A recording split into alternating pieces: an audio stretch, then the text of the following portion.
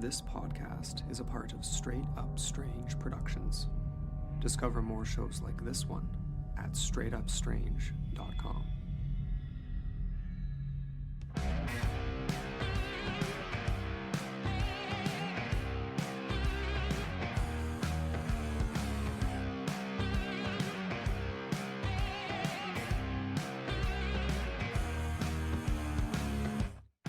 Welcome back to the Oddball Aussie podcast. That's right, it is me, your host, Oz Oddball, back again. This is the Halloween comeback.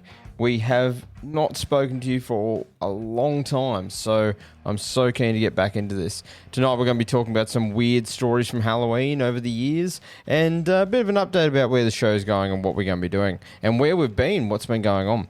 So stay tuned in. This is more of a chilled, laid-back episode, just going through some weird stories. A couple of dark ones in there, so be prepared for a bit of...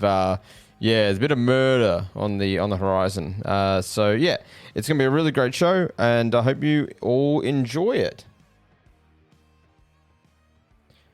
Alrighty, so I hope you've all been doing really, really well, and I hope you've also had a great Halloween. We had a lot of fun. Halloween's really starting to take off in Australia. We're really happy about it.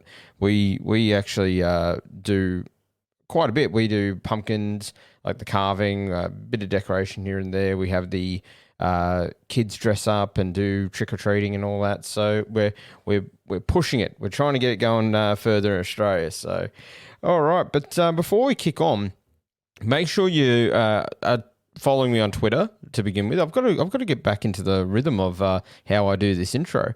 Follow me on Twitter at Aussie Oddball. That's also the same for Instagram, and also got the Facebook page. I barely ever use it, but check it out. You can also find my merch on TeePublic, where you can buy stickers and stuff like that. Make sure you follow Straight Up Strange Productions on Twitter, and also on the website straightupstrangeproductions.com. That is our network that I'm part of, and I love being a part of it, even though I've been very active lately. So, no, this will kick off bringing back the show and coming back again. This is probably the longest gap I'd had probably since the bushfires, I'd say. So, a lot to go over. We'll go over more of the future of the show stuff at the end of the episode. So if you're interested, if you're a long-time listener and you want to hear some more about what's happening, wait until the end. We'll cover it off then. I know a lot of newer listeners who haven't been around for all that long probably don't really want to hear all the new plans, and they haven't even heard all the back catalogue yet. So definitely hang around till the end. Next week, we'll probably be getting some more normal episodes. So we're looking at maybe a time travel episode. I did have that one lined up last week, and it sort of fell apart. We had a guest who was going to come on, and it didn't happen. So, but tonight we're just focusing on Halloween and weird Halloween stories. So things that happened on Halloween over the years. Now, anyone could say, well, you could pick any day of the week and you could find plenty of weird things, and that is true. But it is always stranger when it happens on Halloween. Suspend your disbelief and enjoy the creepiness of some of these stories, because there's some weird ones here. Some really creepy ones. And then we've got at the end a few possibly true, possibly not stories that we're going to cover. And maybe a couple of quirky things at the end. So without much ado, let's dive into it. So to begin with, I thought let's look at one of the original mass hysteria events, I think you'd call it, when Orson Welles did his War of the Worlds broadcast. Now, this really scared a lot of people. This was 1 million people who it reached, which is, that's fairly crazy. So this was the night before Halloween. In 1938, listeners to CBS Radio had their programming interrupted with an odd message. Martians have invaded New Jersey. It was a radio play, War of the Worlds, led by actor, writer, and director Orson Welles and a group of radio actors. However, few actually knew it was a play, resulting in plenty of people spiraling into a panic over an alien invasion. So 12 million people, were listening, and 1 in every 12 listeners thought it was true. So that means, about 1 million people Oh, no. So about 1 million people ran out of their homes, terrified. So 1 million people running out of their houses. And a lot of people have never really heard the audio before. Like, a lot of people know of it. And a lot of people would sit here now and say, how could anyone fall for something like that? Well, you got to think, TV wasn't a massive thing. Radio was still the way to get to the masses. And when it came to radio, it was always trustworthy. No one was ever trying to pull the sheep over their wool over their eyes, as you would nowadays. There's plenty of pranks and jokesters out there now. But the problem is that Orson Welles took advantage of this. He locked onto this trust that the people had with news broadcasting, and he used it. So we'll jump into it now. So here is some of the original audio, and you'll probably understand after this clip I picked, you'll understand why. We now return you to Carl Phillips at Grover's Mill. Ladies and gentlemen, Marion. Ladies and gentlemen, here I am, back of a stone wall that adjoins Mr. Wilmer's garden. From here, I get a sweep of the whole scene. I'll give you every detail as long as I can talk and as long as I can see. More state police have arrived. They're drawing up a cordon in front of the pit. About 30 of them. No need to push the crowd back now. They're willing to keep their distance. The captain's conferring with someone. Can't quite see who. Oh, yes, I believe it's Professor Pearson. Yes, it is. Now they've parted, and the professor moves around one side, studying the object, while the captain and two policemen advance with something in their hands. I can see it now. It's a white handkerchief tied to a pole. Flag of truce. If those creatures know what that means, what anything means. Wait a minute, something's happening. Humped shape is rising out of the pit. I can make out a small beam of light against a mirror.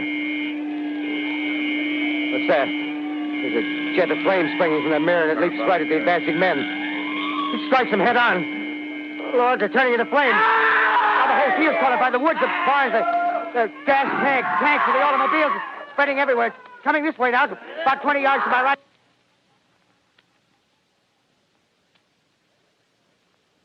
Ladies and gentlemen, due to circumstances beyond our control, we are unable to continue the broadcast from Grover's Mill. Evidently, there's some difficulty with our field transmission. However, we will return to that point at the earliest opportunity. In the meantime, we have a late bulletin from San Diego, California. Professor Indelkoffer, speaking at a dinner of the California Astronomical Society, expressed the opinion... So, as you can hear, that was such a well-done radio broadcast that people thought it was real. And if you listen to the full hour of it, you can find it on YouTube. It's been put up in many different formats. It sounds so good. There's barely any muck-ups in the broadcast. They purposely make mistakes to sound more legitimate. But it was so well done that it was believable. And people went on to believe this for a long time. Even after the event, people would still say they think it was all real and it was a cover-up, even after Wells had come out and told reporters that he didn't know it would cause a panic. So War of the Worlds is the program he did, the broadcast, was based on an adaptation of H.G. Wells' novel The War of the Worlds from 1898, and I recommend reading that book too. Really, really great book to read. So, it went for 1 hour, and it caused such a panic that it left people believing it for years and years to come. And to add to it, in 1942, we had the infamous Battle of Los Angeles. Now, got to remember, War of the Worlds was done in 1938, so only a few years before. Now, the Battle of Los Angeles, for those who don't know, is quite infamous in ufology, and a lot of other people believe that it could have been a hoax, it could have been an actual attack from an enemy, but many still believe it was a UFO attack from which we fired back. So it's a name given by contemporary sources to a rumored attack on the United States by Imperial Japan and subsequent anti-aircraft artillery barrage, which took place from late 24th February to the early 25th February 1942. And it happened over Los Angeles, California. The incident occurred less than 3 months after the US entered World War II in response to the Imperial Japanese Navy's surprise attack on Pearl Harbor, and one day after the bombardment of Elwood near Santa Barbara on the 23rd of February. Initially, the target of the aerial barrage was thought to be an attacking force from Japan, but speaking at a press conference shortly afterward, Secretary of the Navy Frank Knox called the purported attack a false alarm. Newspapers at the time published a number of reports and speculations of a cover-up to conceal an actual invasion of enemy airplanes. And this would later on be fobbed off as a meteorological balloon sent aloft at 1 a.m. and having started all the shooting. So people saw these meteorological balloons launch, or at least one, and the gunners on the ground thought it was aircraft because there wasn't supposed to be any aircraft in the area, and people were on edge because of Pearl Harbor.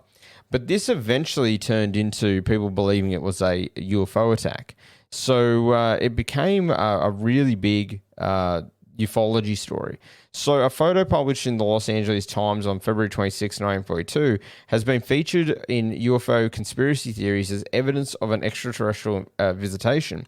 They assert that the photo clearly shows searchlights focused on an alien spaceship. However, the photo was heavily modified by photo retouching prior to publication, a routine practice in graphic arts at the time intended to improve contrast in black and white photos.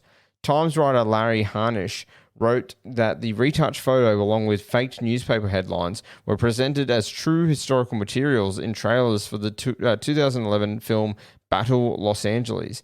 Harnish commented, if the publicity campaign wanted to establish UFO research as nothing but lies and fakery, it couldn't have done a better job. And so a lot of people are still on the fence about that one. But the reason I bring that up is people get the two confused. So people see these pictures of the Battle of Los Angeles and they know it's a ufological thing, or they know it's tied to ufology. But then at the same time, they'll then go and think that it's got something to do with the War of the Worlds. So they'll remember this panic that happened in 1938, and then they'll see the pictures of 1942, and they'll tie the two together. And this happens quite a bit. But rest assured, they're two very separate events, and at least one of them, being the Orson Welles broadcast, was definitely a fake and not intended to scare people. But the Battle of Los Angeles, still to this day, there's people out there who believe that it was real. So let's move on to some different sort of Halloween stories. These can be a little bit in your face, some of these. And please, if anything like murder or suicide upsets you, please probably stop listening now. Maybe come back in a while towards the end of the show. But it's sad but true. It did happen on these days on Halloween. So we had the trick or treat terror, which was this murder that happened in 1957. So Halloween night, a couple was getting ready for bed when the doorbell rang. It was late, but the husband answered the door, ready to dole out more candy. Instead, he found an adult in a mask who proceeded to shoot him in the chest. And this adult, turns out, knew something more. Was a bit tied to the family, I guess you'd say. The murderer, it turns out, was the girlfriend of a woman who had an affair with the murdered man's wife. The woman convinced her girlfriend to do away with the husband in order to have the wife for herself. So this was a very, very dark story. Peter Fabiano, the 35-year-old owner of a hair salon, had been roused to answer his doorbell just after 11 p.m. on Halloween night, 1957. He was a bit annoyed as the bulk of the children in his suburban neighborhood had happily collected their treats hours earlier. The tardy trick-or-treater was taller than most of the previous revelers and had an odd appearance even by Halloween standards, a grotesque, garishly painted face with a domino mask and men's clothing, blue jeans, a khaki jacket, and red gloves, holding up a paper bag that concealed a gun. The disguised stranger answered the homeowner's query in a deceptively deep voice. No. So this was very, very creepy. This would be one of the creepiest things to come across. So upon hearing the shot that followed, Pete's complaint about the late hour, his wife rushed to the door, but the killer had already fled. So his wife, Betty, was 36, and they had two teenage children and she had two teenage children from a previous marriage. Pete, the successful owner and operator of the local beauty salon, had served in World War II. The couple appeared picture perfect, and as if he were the artist of that ideal portrait. Pete had even been his wife's regular hairstylist. From the outside looking in, it seemed like a perfect relationship. But Betty was complicated, and Betty had begun a bit of a friendship with Joan. Now, Joan was a very mysterious character. Shrouded in mystery, while online articles report that she was born in Philadelphia, Pennsylvania, a newspaper at the time reported that she emigrated to US from Lithuania. She pursued careers in photography and writing, sailing several times from San Pedro Harbor near Los Angeles to Honolulu, Hawaii. Now, this is where, so we've got these three women. We've got Betty, the wife of the man who was shot, wife to Peter, and Joan. So Joan is the lady that had struck up a very close friendship with Betty. And then you've got Goldine. So Goldine is a friend of Joan's, and Goldine met Joan after she had gone through a fairly heavy divorce, and at these times, back in those days, divorce was very, very frowned upon. So, the idea that she could still have close friends and stuff, this is very, this stuck with Goldine. She wanted to have other people in her life. She wanted to have friends and things like that. So, she met the beautiful Betty. This is Joan. So Joan met Betty. They became close, and Joan considered herself a friend of the Fabianos. However, her status as beloved family friend soon grew complicated. She claimed Betty told her that Pete had a darker side, one that was abusive and controlling. Joan began to obsess about spiriting Betty, the woman she adored, away to another kind of life. So Joan had become very obsessive, and some reports I've read say that there was no signs that Peter was this type of person, that Joan may have just come up with this herself in her head. So in 1957, Joan meets Goldine, who later described the relationship to the Valley Times newspaper as coffee clutch friends. Over coffee, Joan told Goldine all about the Fabianos and described Pete as pure evil. During a 3-month period, Joan talked Goldine into becoming an unpaid hitwoman. She gave her new friend money to buy a gun and borrowed a getaway car from another friend. On Halloween, she sent a disguised Goldine to the Fabiano residence with the gun inside a paper trick-or-treat bag. It only took one shot. Joan drove her accomplice home with one last instruction: forget you ever knew me. Goldine was then stuck with the problem the next morning. She didn't know how to dispose of the gun.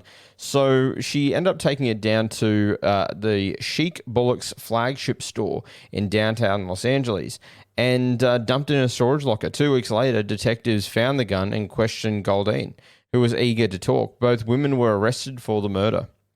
Now, this is a fairly deep jealousy-riddled murder, and Joan was quite the manipulator. So, a very interesting story from a Halloween in 1957. That's not the trick-or-treater that you want to have at your door, is it? So, anywho, let's move on to something a little bit different. So, another story that happened on Halloween was Harry Houdini's passing.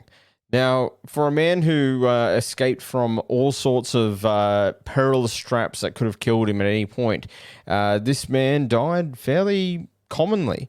So Houdini was teaching students in Montreal in a series of tricks and mentioned that his stomach muscles were so strong they could withstand punches without injury. According to the New York Times archives, a student then reportedly hit him over the appendix twice without warning, and while he felt fine immediately after, he later complained of pain and collapsed right after the curtain fell at his next show. Physicians confirmed the punches did actually cause the damage that killed him. So it caused his appendix to burst and poison his system. According to the Times, he died on October 31st. To this day, rumors cloud Houdini's death, as some claimed he was murdered by spiritualists, a pseudo-religion he continuously tried to debunk. So, alongside being an amazing illusionist and magician, Houdini was also a very big character in the debunking of people trying to rip people off. So these haunted houses and things like that. I'll do a whole show eventually on Houdini. He was one of the very first paranormal researchers. He genuinely actually wanted to find paranormal discoveries, but at the same time, he wanted to debunk. He wasn't a complete cynic, but he was definitely someone who wanted to take away the ones who are lying, take away the ones who are faking things, because he even said, we can't find anything. I'm paraphrasing here, but we can't find the truth if we keep on following liars.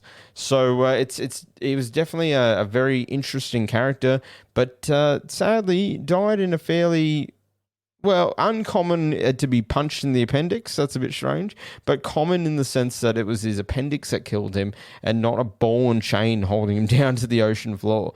Would have been a very interesting man to sit and talk with. People always say, who would you have at a dinner party if you could bring them back to life? And Houdini would definitely be one of my top 5, I'd say, people who I'd want to have a conversation with, because I think he knew a lot more than what he led on. I think he was right into the paranormal stuff, and he had made some discoveries. But he had pissed off a lot of groups out there. So it's a very interesting story, his life and times. All right, so after Houdini, we've got a few more people. So another interesting character, another person from history that has a tie to Halloween is Joseph Stalin in 1961.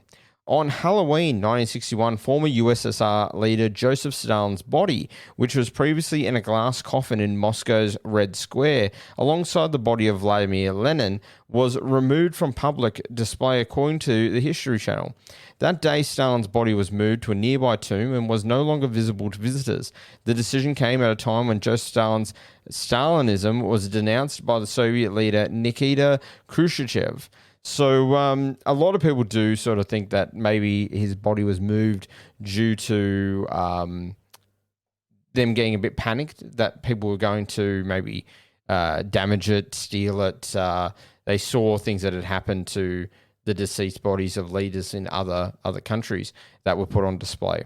But it was amazing, like the preserved body of Stalin, and it was treated like almost like a holy relic in Russia. So for them to move it, it's actually it was quite a big deal at the time. Quite a big change in Russia's beliefs and politics of the time. So where do we go from there? So there's a couple of interesting little factoids for you. I'm jumping around a little bit in this, but these are just... Tonight's all about weird and interesting stories I come across when I'm just looking up Halloween. I didn't want to just do a copy and paste. This is what jack-o'-lanterns were made for. I've done shows like that in the past. So the corpse decoration. So this happened twice, where corpses have been mistaken for decorations. Now, this is a tragic thing and very, very sad, especially in the cases of suicide. So if this does affect you in some sort of way, please skip ahead by probably 5 or 6 minutes. But there's stories that happen on Halloween, and they've happened a bit, so it is interesting to have a look at. So the apparent suicide of a woman found hanging from a tree went unreported for hours because passers-by thought the body was a Halloween decoration, as authorities said. The 42-year-old woman used rope to hang herself across the street from some homes on a moderately busy road late Tuesday or early Wednesday in 2005. So this was fairly tragic, and sadly, she was just completely missed. So the body was suspended about 15 feet above the ground, could be easily seen from passing vehicles. State Police spokesman Corporal Jeff Oldham and neighbours said people noticed the body at breakfast time Wednesday, but dismissed it as a holiday prank. Authorities were called to the scene more than 3 hours later. They thought it was a Halloween decoration, Faye Glandon, wife of Mayor William Glandon, told the Wilmington News Journal. It looked like something somebody had rigged up, she said. Now, further reading up about this, and especially being it's 2005, it still is a modern suicide. But further reading into this, there have been reports around the area of there being spirits and communication with spirits on that road. Whether this is to do with that suicide or not, I'm not too sure. But a lot of people do say they have seen things around that road since around that time. So it's grim and sad, but these things do happen. In a very similar sort of story, a Denver mailman in 2012 also did not report a dead body because he thought it was a prop. He thought it was a decoration.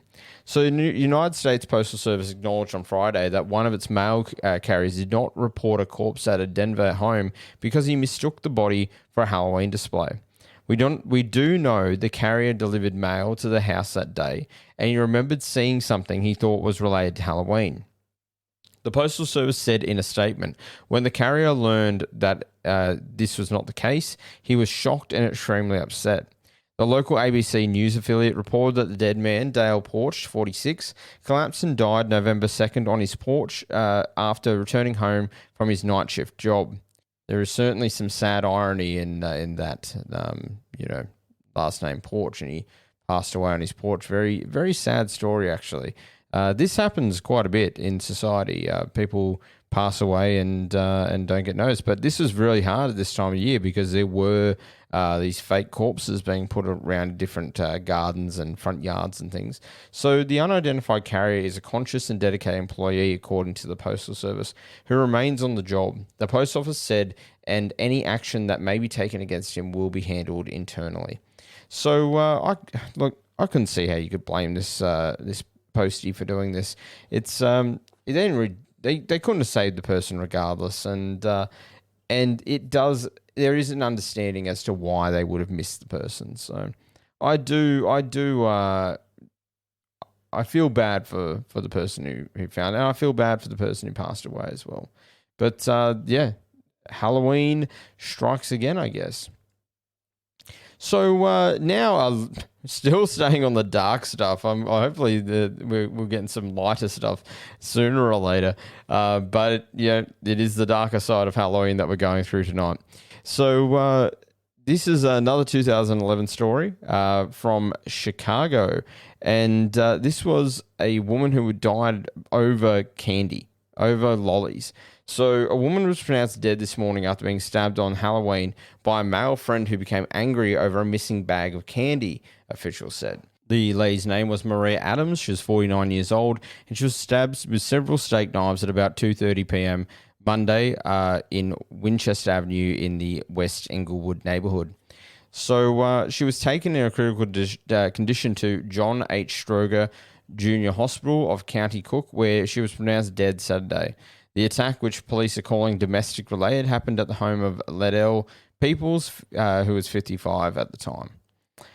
Peoples was charged with the attempted first-degree murder and aggravated domestic battery. Thursday, he went before a judge who ordered the man held on a $2 million bond, according to records. Now that Adams has died, police are awaiting autopsy results to determine whether to upgrade the charges to first-degree murder. Adams, who lived on the block south of May Street was with Peoples on Halloween when the man became enraged when a bag of candy went missing from his home and accused the woman of taking it. The man used several steak knives, and it's not a great story, but as I said, one of those crazy events that happens on Halloween. It seems like just there's certain times of the year where people are easier to go into a rage. It's easier for them to just go off the handle and just do something crazy. A lot of people refer to this sort of thing as the there's the witching hour, which is, later in the night, but we're talking more about, they say there's like a negative energy around this time of the year. People are drawn to do a lot of negative things, and that this is why Halloween was sort of invented in many cultures, was to scare away those bad spirits, scare away that bad energy. So it is really, really interesting. I guess, it's not really doing that if we're getting stories like that.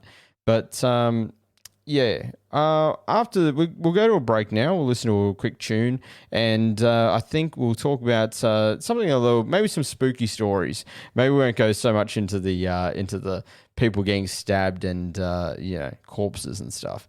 So we'll listen to a bit of a tune that'll might get you pumped up a bit before the next segment. So this is Lorenzo's music, "We All Fall Down," and I'll see you all right after this.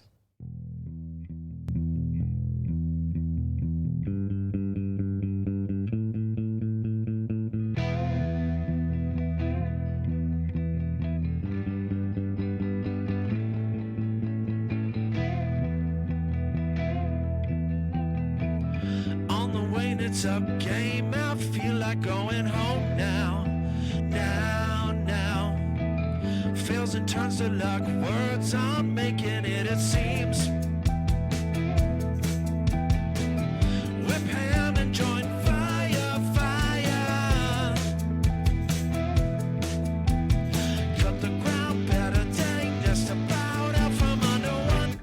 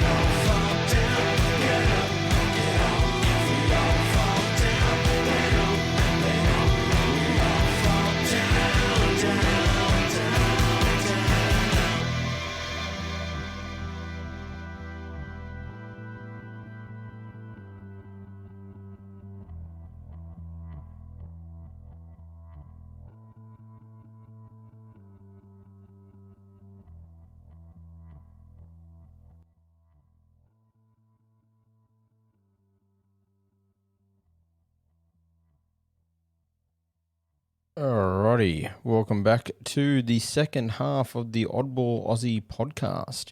Alright, so we're checking off some Halloween stories, some strange ones from around the world, and just weird stuff that's happened on Halloween. It's more of a me getting back into it. It's a Halloween comeback for the Oddball Aussie, and I'm really enjoying it so far. I'm really happy to be back behind the mic and doing this because I have really missed it. So we'll touch on a little bit more of that at the end of the show.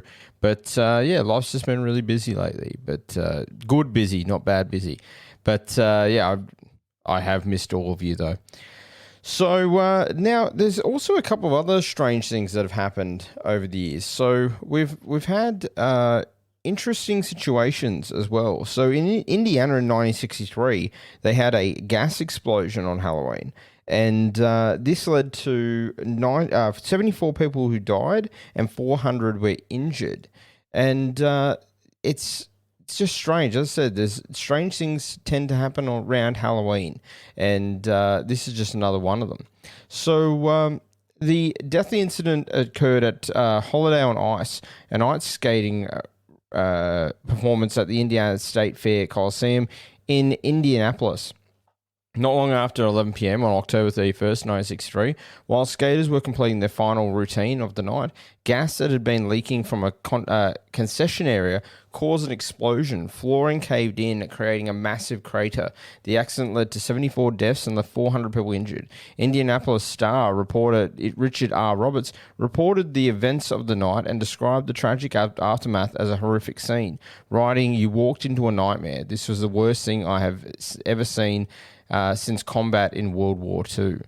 So, yeah, it's a pretty dark day for Indianapolis in 1963. Now, here was an interesting one as well I came across. As I said, these are all over the shop because these are just supposed to be random things that we've come up with. We didn't want them to be just all the same vein. But in 1981, Son of Sam, we all remember Son of Sam, David Berkowitz. So he was a serial killer. I don't really do the serial killer podcasts at all. There's plenty of them out there, so I tend to steer clear of it. I guess this is probably the most deaths I've talked about in a long time. I tend to steer away from it, try to stay fairly upbeat. But so who was David Berkowitz? Well, David Berkowitz, known as Son of Sam, murdered 6 people in New York City from 1976 to 77, claiming he received orders from a demon-possessed dog.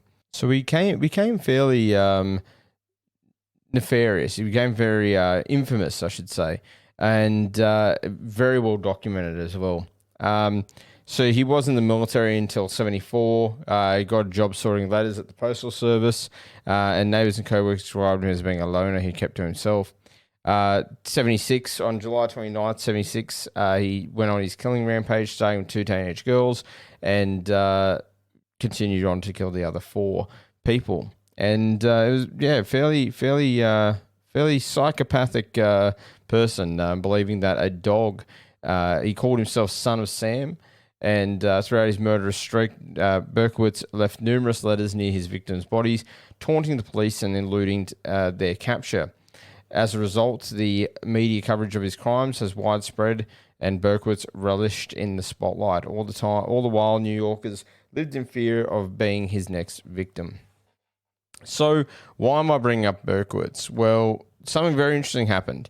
So, he was incarcerated in the Attica Correctional Facility, an upstate New York supermax prison, when he predicted a murder. Written off just a made-up story, nobody listened to Berkowitz until his exact prediction played out. On the early mornings of Halloween in 1981, while staying in their Manhattan home, 39-year-old Ronald Sisman and 20-year-old Elizabeth Platzman were beaten and shot to death. According to Reader's Digest, Berkowitz had described a cult carrying out this massacre and even described the exact apartment layout to a T. It is unclear if Berkowitz's prediction was merely a coincidence, and to this day the murder remains unsolved. So a lot of people speculate that Berkowitz had other people connected to him and that he was only a pawn in a cult group. So this has always been a bit of a belief amongst people.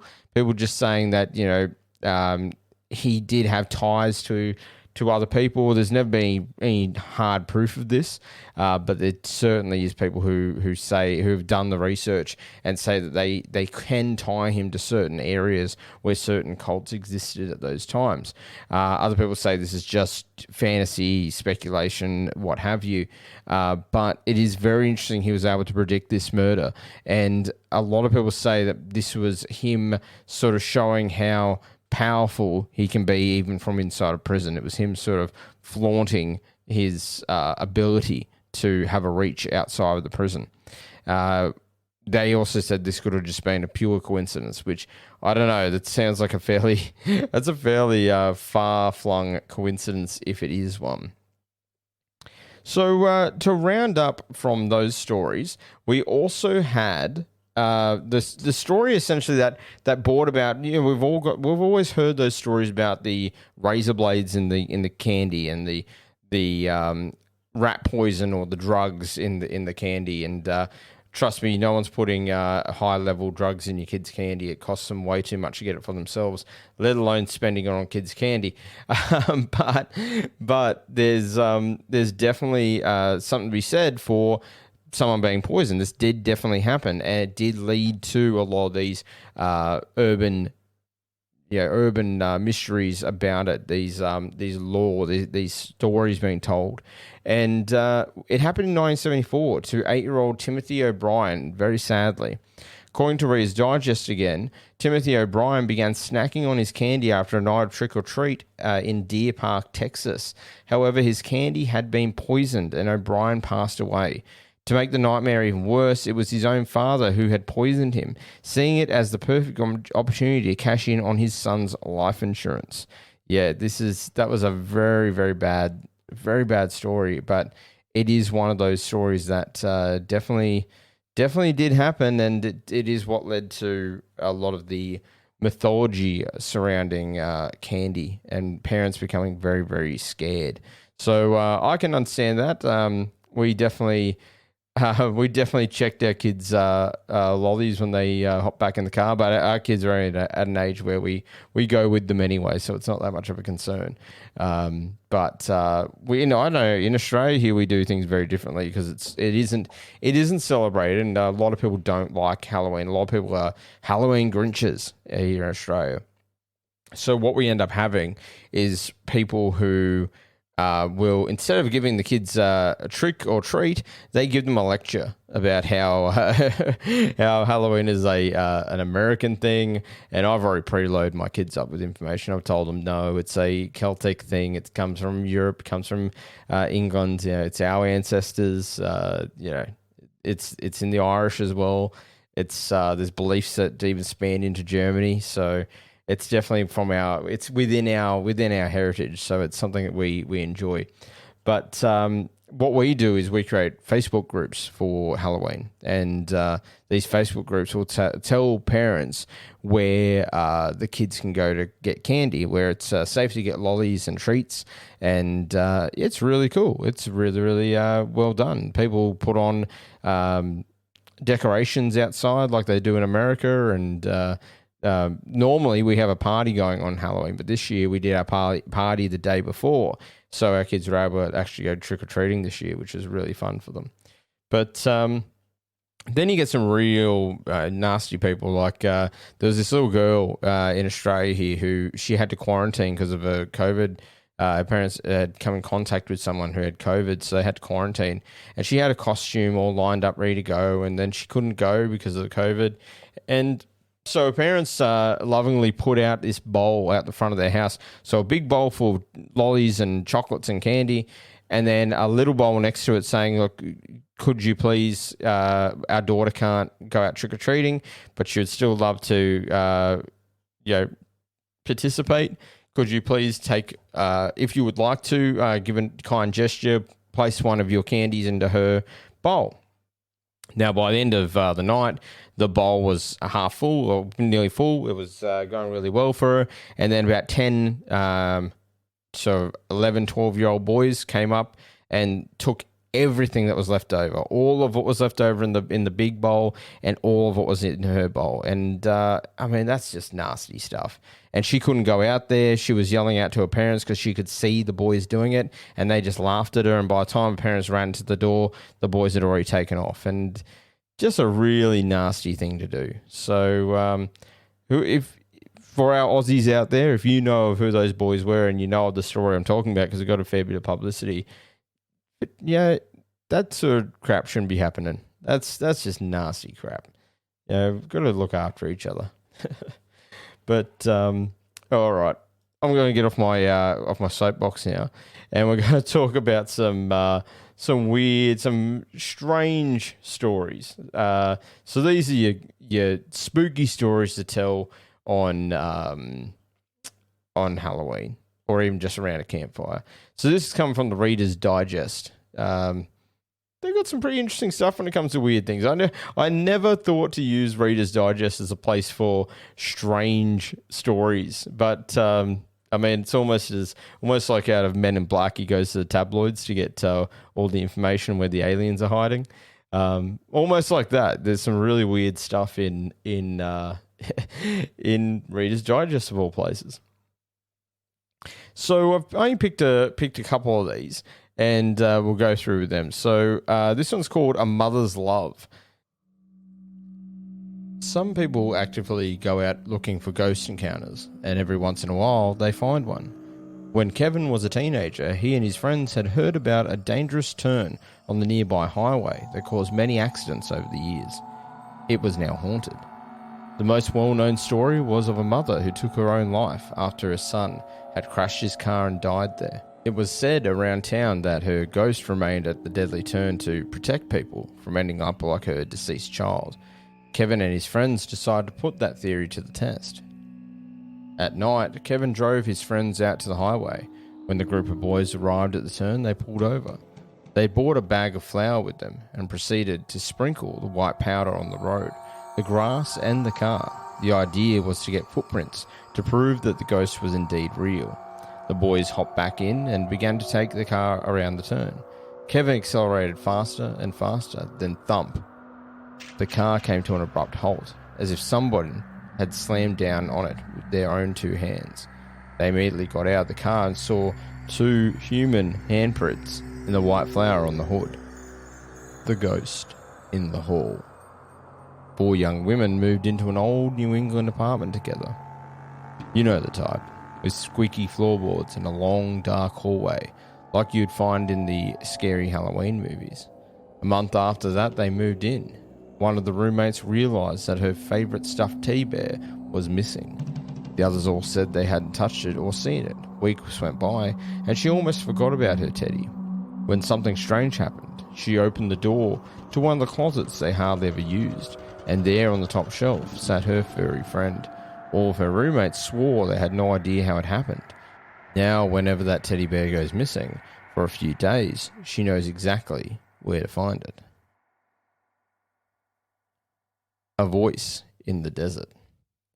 2 young men in their 20s, Josh and Dan, went on a camping trip together in a desert in New Mexico.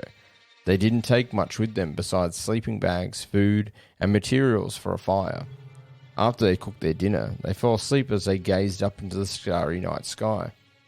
The beauty and peace of the trip was short-lived. In the early dark hours of the morning, Josh was startled awake by what sounded like Dan's voice, but frantic. The voice said, "Come here, quick, look." Sleepy and confused, Josh got up to see what his friend was talking about. He heard again, "Come here, quick, look." It sounded unnatural, a perfect repetition.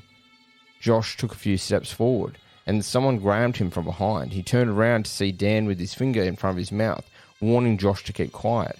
They rolled up their sleeping bags and left. They still don't know who or what was trying to lure Josh away into the desert. The uninvited party guest. One night, a group of adults was having a dinner party. There were 6 of them, and they had all just taken their seats when they heard an unexpected knock at the door. The woman hosting the dinner party opened the door to see who it could possibly be, but no one was there. Somebody must have realised that they had the wrong address, she explained to her guests. But when they all turned their attention back to the table, there was a 7th plate set. Was that there before? One of the men asked. I must have set an extra place by mistake, said the hostess. She took it back to the kitchen, but when she returned, another plate was there, this time with a glass next to it. The other guests had been talking amongst themselves and hadn't seen anything strange, but when they realised what had happened, they were shocked and didn't know what to do. At this point, they figured the best strategy was to play along, so they filled the empty glass and plate so as to not upset the mysterious uninvited guest.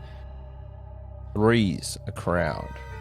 Two sisters were at home while their parents were out at an event one evening. They stayed up late, talking and telling stories in the older sister's room. Suddenly, their conversation was interrupted by the sound of loud music. They looked at each other, confused and unsure where the music could be coming from. The older sister got out of bed and began walking down the hallway. It sounded like the music was coming from their parents' room. She peered into the dark room, saw her father's laptop open, the screen on, music blaring, and right then, the music stopped. Scared, the girl ran back to her room, where her younger sister was waiting on the bed. Frightened, she shut the bedroom door behind her and got back under the covers. Holding her little sister tight, they heard slow, heavy footsteps, one after another, heading towards the end of the hall. When the footsteps stopped, 3 hard knocks on the bedroom door. No one came in, but they certainly didn't try to leave the room for the rest of the night. A psychic warning. Not all spooky stories are scary sometimes, they're just otherworldly. Frank was at the mall one day by himself when in the middle of walking from one store to the next, an older woman ran up to him gasping for breath. I ran all the way from the other end of the mall to find you because I sensed you were here, she said. Frank had no idea who this woman was and was understandably frightened. He tried to push her away, then she said, I have to tell you, your brother's death was not your fault. Frank was stunned. He had never met her before in his life, but she somehow knew that his brother had died and that he felt guilty. Frank's brother had been a drug addict. He called Frank the day he died, but Frank didn't pick up the phone. Your brother doesn't blame you, she said with compassion. Satisfied that she had fulfilled her duty, she walked away and disappeared back into the crowd of shoppers. Frank broke down into tears.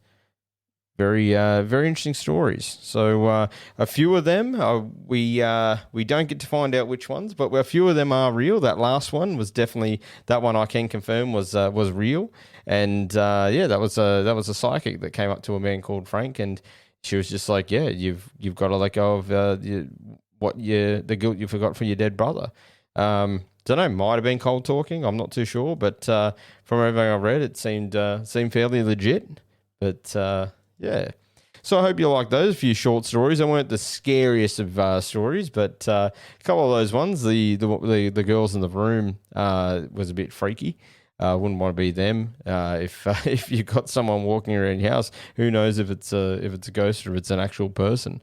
There's been plenty of stories like that, hasn't there? People hiding in the walls and people hiding under floorboards and stuff like that. It can be quite creepy. But so we're going to sort of wrap up the Halloween side of this episode, and I hope you all enjoyed it. I know there was some dark stuff in there, and but yeah, it's good. I wanted to come back with something a bit deeper and just not a normal Halloween.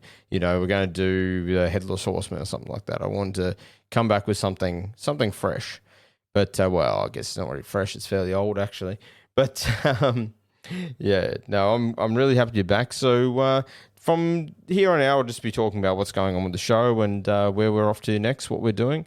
So yeah, the last 2 months have been flat out, new job, whole new career. So it's just been really putting my effort into that, and that's really, really important that I've had to do that. But it's starting to get to a point now where I'm managing things a lot better.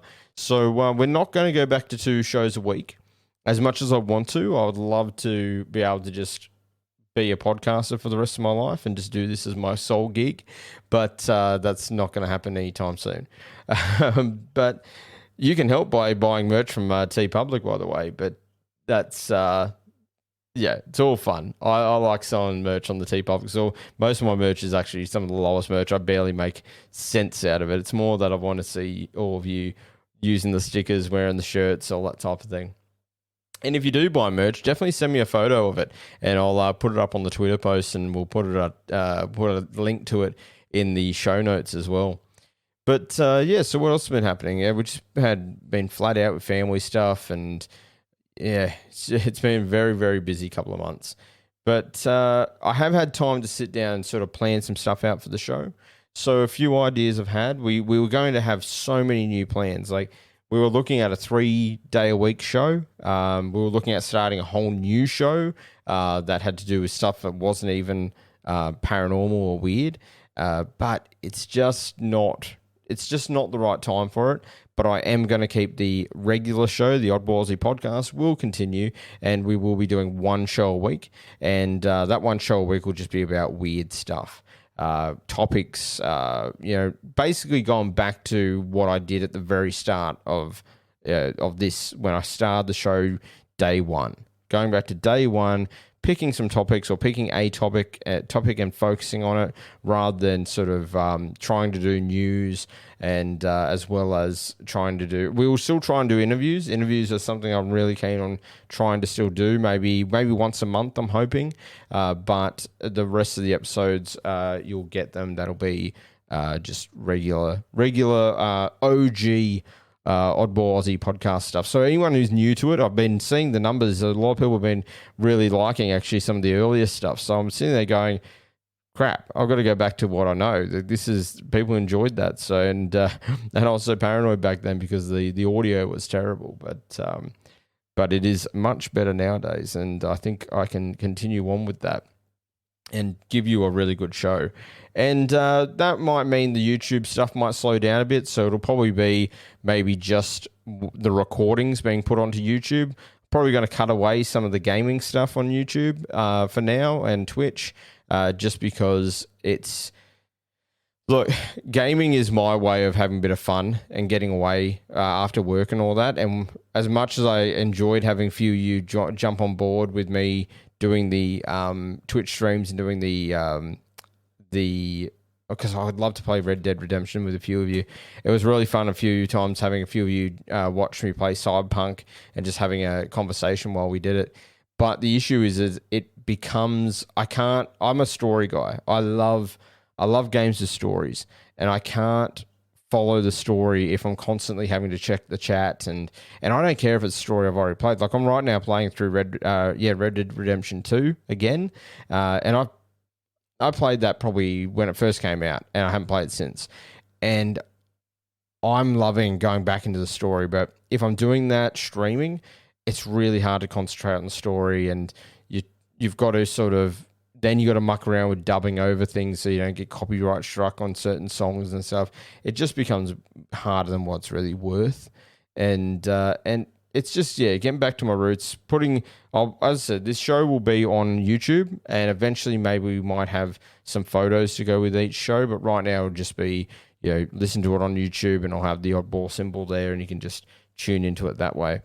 But other than that, as I said, we may be scaling back, but we're definitely going to, I think because of it, we're going to provide better shows. I think I'm going to be able to do more research, because I won't be spending a whole afternoon just wasting an afternoon on trying to find weird stories for you in the news.